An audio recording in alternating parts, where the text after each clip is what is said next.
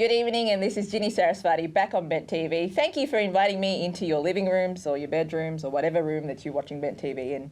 Thank you for inviting me in there. Might be a little creepy.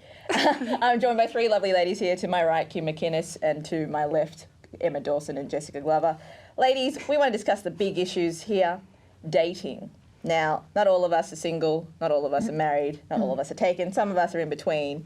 But dating, with all the social media that's out there nowadays, the apps that's out there, the way that we access and I guess digest dating information has changed and evolved over the past 20 years. What do you reckon? I think for me, when I look at dating as such, I don't really do the app thing, but I know, it's a very popular thing these days with the men and the women interacting, or the men and the men, or the women and the women. But it's one of those things that I think, dating, is it really killing romance, the apps at the moment? Social media, is it killing romance? Is there no mystery left? No courting? What do you think? I tend to think maybe. Yeah. I've done both. I've been on Oasis. I don't know if I'm allowed to mention that, but I've been on Oasis, and for me, it was nice to sort of just have someone to talk to, but I found that there was so much emptiness to the conversation, even if I tried to bring some depth into it. But I think I'd prefer to know someone previously, maybe not very well, but have met them in person already, and then if I need to have conversations with them on the line, then that's fine. Do you think, Emma, from your position, being a single mum, do you think that's why you're turning to online dating, because you're time poor in that sense? Initially, yeah. Yeah, because it's very hard for you to kind of do what I guess your standard single person does, goes out to social events and that, because you've got the responsibility of a child. Do you think that's what gravitates you more towards the online sites and the apps and that kind of thing? Yeah, it did initially, and then I tried it for maybe a week, and I was like, nah, I can't do this. Not for me. So then I thought, well, I don't really need to find anyone. They'll come to me when I'm ready or when they're ready.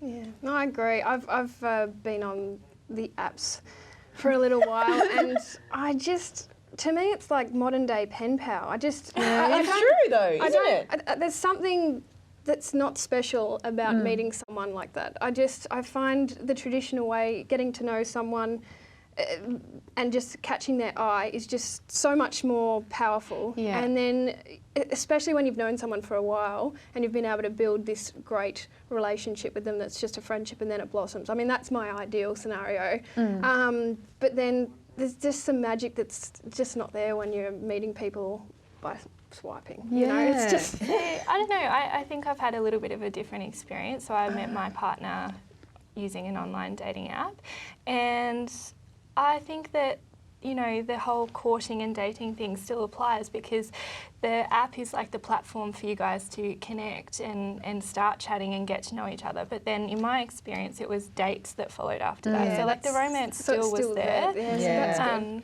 And I think also in this day and age, it's so difficult to meet people out these days, because no one wants to approach you, or I don't know, I think that... Well, everyone's drunk and it's just... Yeah, it's hard to make a conversation. I hate having to meet people when you're drunk. Yeah. Because you like everyone when you're drunk. No discrimination, right? Love everyone. I'd much rather meet people doing something I enjoy, but you're right, it doesn't happen. And especially, I know with me, I'm so busy with my work that at the end of the week, I don't always want to go out and meet people because I'm absolutely knackered. So, to be able to just have a look and see if you sort of align with someone it's kind of cool, if it evolves, and it does in some cases. Well, in your case, Jess, I think it's great because I think yours is an example of someone who was looking for that connection. Yeah. I think I was reading a few articles, a lot of people some people go on apps to look for, I guess, the serial dater type, which that wasn't what your situation was. You were looking for that long-term commitment, as was your love counterpart as well. But I think those who are not so much looking for love, they're kind of part of that hookup generation, because I was reading an article too that hookups are now higher than they've ever been, because these apps kind of allow that platform to explore each other sexually a lot more, I guess, freely than they did 20 years ago. I think a lot of people use those apps for that purpose. Yeah. And I think another one is, and I've just realised that's what I was doing. I was bored. I just wanted to talk to people. Yeah, exactly. Not necessarily because I wanted to find a long-term commitment, although that would have been cool if it eventuated into that. But it was never for the hookup purposes. So Yeah. there's 3 different ways maybe. Yeah. Now I have to ask you, Jess, as the representative for the app, pro app, they do actually work. One thing that gets me on apps is the photos. Now, did your partner look like the photos that she put up? Yeah. Okay, good. Sometimes, like, I see photos of people, I'm like, do you really look like that? Do you really look like Angelina Jolie? Do you really have those lips? Because, you know, you think. Yeah. Because do you kind of get to that skepticism where you're like, okay, if they look like this, why are they on an app or why are they talking to me? It kind of gets that introspective thing going. Yeah. Do you find that? It gets that inner dialogue going if they look like this way or they are putting up posters like this. You kind of judge them straight away or you make judgments on yourself based on what's reflected at you. Do you find that? Like if you find, for instance, a topless guy and you're like, okay, what a douche. Yeah. Or, you know, a girl in a bra, you're like, okay, what Yeah. a douche. You know? Do you find that? You're pretty. You can put your douche detector on. Yeah. Definitely, The depending Douche-Dar. on the photos. I swiped once with a dude and was just like, ugh. I was like, should I? He's got no top on. That means he's a douche. And we spoke on the phone, and He was a douche? yeah. And then on the flip side, this girl was on there.